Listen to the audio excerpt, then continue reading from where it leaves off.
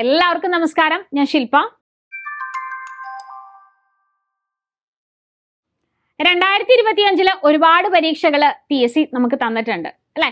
കൃത്യമായി പഠിക്കേണ്ട സമയം കൂടിയാണ്. നല്ല നല്ല എക്സാമുകളാണ്. ഡിഗ്രി ലെവൽ ക്വാളിഫിക്കേഷൻ ഉള്ളവർക്കും അതുപോലെ തന്നെ 10th ക്വാളിഫിക്കേഷൻ ഉള്ളവർക്കും യൂണിഫോം പോസ്റ്റുകൾ സ്വപ്നം കാണുന്നവർക്കൊക്കെ ആയിട്ട് ഒരുപാട് പരീക്ഷകൾ 2025 അവസാനം വരെ നീണ്ടു നിവർന്ന് കിടക്കുന്നുണ്ട്. അപ്പൊ ഈ ഒരു പരീക്ഷയ്ക്കുള്ള തയ്യാറെടുപ്പുകൾ എങ്ങനെയായിരിക്കണം? അപ്പൊ നമുക്ക് നോക്കാം ഏതൊക്കെ പരീക്ഷകളാണ് വരാനിരിക്കുന്നത് എന്നുള്ളത്. 2025 ജനുവരി 1 തന്നെ PSC ടെന്റേറ്റീവ് കലണ്ടർ പ്രസിദ്ധീകരിച്ചിരുന്നു. അതായത് നമുക്ക് പരീക്ഷയുമായിട്ട് ബന്ധപ്പെട്ട ഏകദേശം ഏത് മാസത്തിലാണ് പരീക്ഷ ഉണ്ടാവുക എന്ന് നമുക്ക് മുന്നേ കൂട്ടി തന്നിട്ടുണ്ട്. അപ്പൊ ഇനി പഠനം നമുക്ക് അതനുസരിച്ചിട്ട് മെയിൻറ്റെയിൻ ചെയ്യണം. അതായത് റിവിഷനും കൂടിയും അടക്കം നമുക്ക് ഈ ഒരു മാസം ആവുമ്പോഴേക്കും നമുക്ക് പഠനം അവസാനിപ്പിക്കണം. അപ്പൊ പ്രധാനപ്പെട്ട പരീക്ഷകൾ ഏതൊക്കെയാണെന്ന് നമുക്കൊന്ന് നോക്കാം. അപ്പോ പ്രധാനമായിട്ട് വരുന്നത് സബ് ഇൻസ്പെക്ടറിന്റെയും സെക്രട്ടേറിയറ്റ് അസിസ്റ്റന്റിന്റെയും ഡിവിഷണൽ എക്സാമിന്റെയും അത് എക്സാമുകളുടെ പ്രിലിംസ് ആണ് വരുന്നത് മെയ്, ജൂൺ, ജൂലൈ മാസങ്ങളിലായിട്ട്. അപ്പൊ ഈ ഒരു പരീക്ഷയ്ക്ക് അപ്ലൈ ചെയ്തവര് പ്രിലിംസിന് വേണ്ട തയ്യാറെടുപ്പുകള് ഇപ്പോഴേ തുടങ്ങേണ്ട സമയമാണ്. തുടങ്ങല്ല, പകുതി എത്തേണ്ട സമയമായി അല്ലെ. പക്ഷെ ഇനിയും തുടങ്ങാത്തവരുണ്ട് എങ്കിൽ കൃത്യമായിട്ട് ഈ ഒരു ഫെബ്രുവരി പകുതി മുതൽ നമുക്ക് പഠിച്ചു തുടങ്ങാം.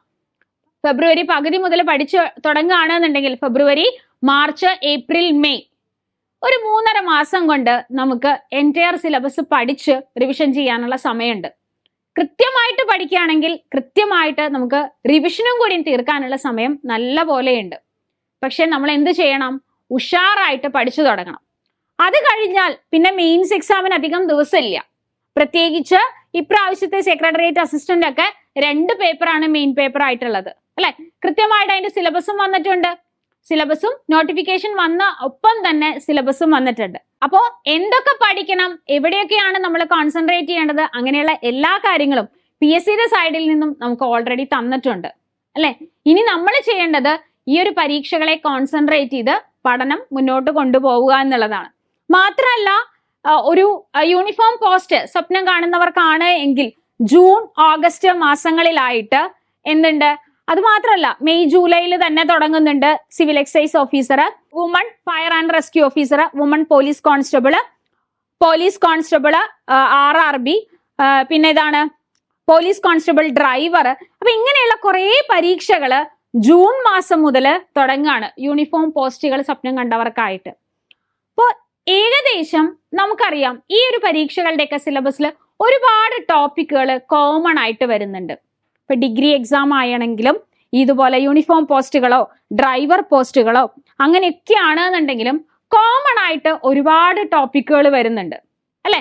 അപ്പോൾ നമ്മൾ എപ്പോഴും പഠിക്കുമ്പോൾ ഒരു പരീക്ഷയ്ക്ക് മാത്രം കോൺസെൻട്രേറ്റ് ചെയ്ത് ആ ഒരു ടോപ്പിക്ക് ഈ ഒരു പരീക്ഷയ്ക്കുള്ളതല്ലേ, അങ്ങനെയല്ല നമ്മൾ പഠിക്കേണ്ടത്. ഇപ്പൊ ASM പോലെയുള്ള പരീക്ഷകൾ എടുക്കുകയാണെന്നുണ്ടെങ്കിൽ ഒക്ടോബർ, ഓഗസ്റ്റ്, സെപ്റ്റംബർ, ഒക്ടോബർ ആ ഒരു മാസങ്ങളിലായിട്ടാണ് വരുന്നത്. അപ്പൊ 10th ക്വാളിഫിക്കേഷൻ ഉള്ളവർക്ക് നല്ലൊരു പോസ്റ്റ് ആണ് ASM പോലെയുള്ളത്. അപ്പോൾ ആ പരീക്ഷയ്ക്കും നമ്മൾ എന്താണ് കേരള ഹിസ്റ്ററി പഠിക്കുന്നുണ്ട്, ഇന്ത്യൻ ഹിസ്റ്ററി പഠിക്കുന്നുണ്ട്, വേൾഡ് ഹിസ്റ്ററി പഠിക്കുന്നുണ്ട്, ജോഗ്രഫിയുടെ ടോപ്പിക്കുകൾ പഠിക്കുന്നുണ്ട്. അപ്പൊ നമുക്ക് എല്ലാ പരീക്ഷകൾക്കും കോമൺ ആയിട്ട് വരുന്ന നമ്മൾ ഏതൊക്കെ പരീക്ഷകൾ അപ്ലൈ ചെയ്തിട്ടുണ്ട് എന്നുള്ളത് ആദ്യം നിങ്ങളൊന്ന് നോക്കുക. എന്നിട്ട് ഇതില് കോമൺ ആയിട്ട് വരുന്ന ടോപ്പിക്കുകൾ ആദ്യം പഠിച്ചു തീർക്കുക. പിന്നെയാണ് നമുക്ക് എന്ത് വേണ്ടത്? സ്പെഷ്യൽ ടോപ്പിക്കുകൾക്ക് കോൺസെൻട്രേറ്റ് ചെയ്യേണ്ടത്. സ്പെഷ്യൽ ടോപ്പിക്കുകൾ നോക്കുക. അത് നിങ്ങൾ ഏത് പോസ്റ്റ് ആണ് കൂടുതലായിട്ട് സ്ട്രെസ് ചെയ്യുന്നത്. ഇപ്പൊ സെക്രട്ടേറിയറ്റ് അസിസ്റ്റന്റ് പോലെയുള്ള പരീക്ഷകൾക്ക് കൂടുതൽ പ്രാധാന്യം കൊടുക്കുന്നവരാണ് എങ്കിൽ അതിന്റെ മെയിൻ പേപ്പറിൽ 2 പേപ്പർ ഉണ്ട്. അതിനെ നമ്മൾ എങ്ങനെ ക്രാക്ക് ചെയ്യാം എന്നുള്ള കാര്യം നോക്കാം. SI പോലെയുള്ള പരീക്ഷകൾക്കാണ് കോൺസെൻട്രേഷൻ കൊടുക്കുന്നത് എങ്കിൽ അതിന്റെ സ്പെഷ്യൽ ടോപ്പിക്കുകളൊക്കെ വരുന്നുണ്ടാവും. അപ്പൊ ആ ഭാഗങ്ങൾക്ക് കൂടുതലായിട്ട് ഇമ്പോർട്ടൻസ് കൊടുക്കുക.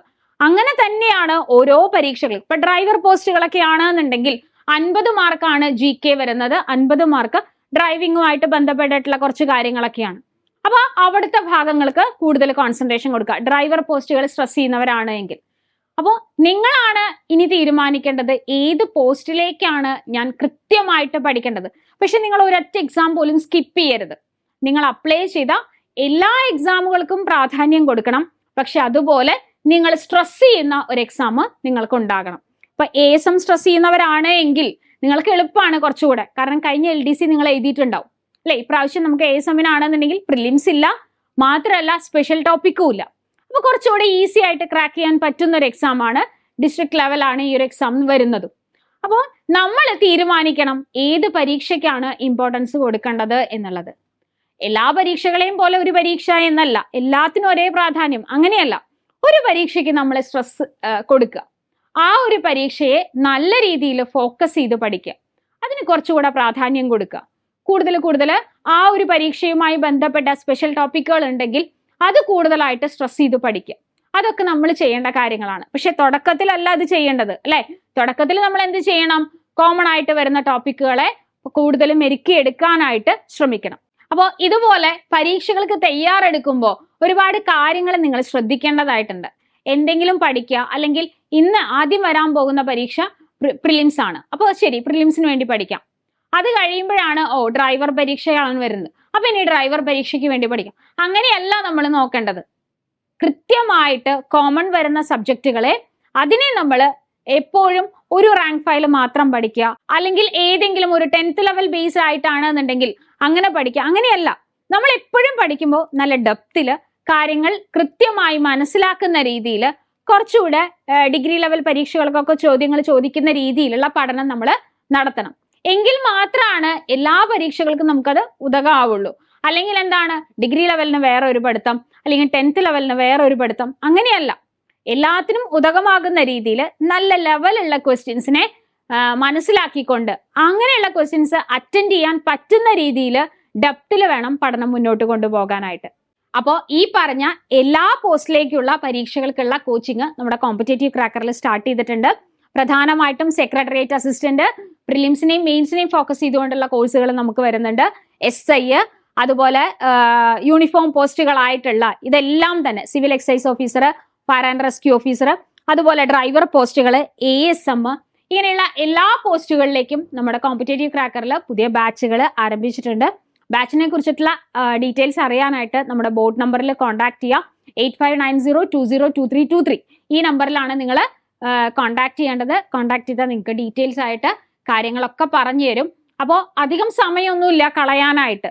ഇനി നോക്കാം, പിന്നെ ആവട്ടെ, അങ്ങനെയല്ല. ഇപ്പൊ ഏപ്രിൽ മാസത്തെ വരെ കലണ്ടർ വന്നു കഴിഞ്ഞു, അല്ലെ? എക്സാം ഡേറ്റുകൾ നമുക്ക് മനസ്സിലായി. ഏപ്രിൽ കഴിഞ്ഞാൽ മെയ് മാസത്തോടു കൂടി നമുക്ക് പ്രിലിംസ് ആരംഭിക്കുകയായി. അപ്പൊ അടുത്തൊരു മാസത്തോടു കൂടി അടുത്ത പ്രിലിംസിന്റെ ഡേറ്റുകളൊക്കെ നമ്മുടെ മുന്നിൽ വരാൻ തുടങ്ങും. അപ്പൊ പഠിച്ചു തുടങ്ങാം, അല്ലെങ്കിൽ കൺഫർമേഷൻ കൊടുക്കേണ്ട ഡേറ്റ് വരട്ടെ, ഇതൊന്നും അല്ല ചിന്തിക്കേണ്ടത്. ഓൾറെഡി സിലബസ് അറിയാം, എന്തൊക്കെ കാര്യങ്ങളാണ് പഠിക്കേണ്ടത്, പ്രീവിയസ് ക്വസ്റ്റ്യൻ പേപ്പറുകൾ നമ്മുടെ കയ്യിലുണ്ട്. അപ്പോൾ കൃത്യമായി പഠിച്ചു തുടങ്ങേണ്ട സമയമാണ്. ടൈം ടേബിൾ അനുസരിച്ച് മെന്റർഷിപ്പോട് കൂടിയിട്ട് കോമ്പറ്റേറ്റീവ് ക്രാക്കറിൽ നമുക്ക് കോഴ്സസ് അവൈലബിൾ ആണ്. അപ്പോൾ കൂടുതൽ വിവരങ്ങൾക്ക് കോൺടാക്ട് ചെയ്യുക.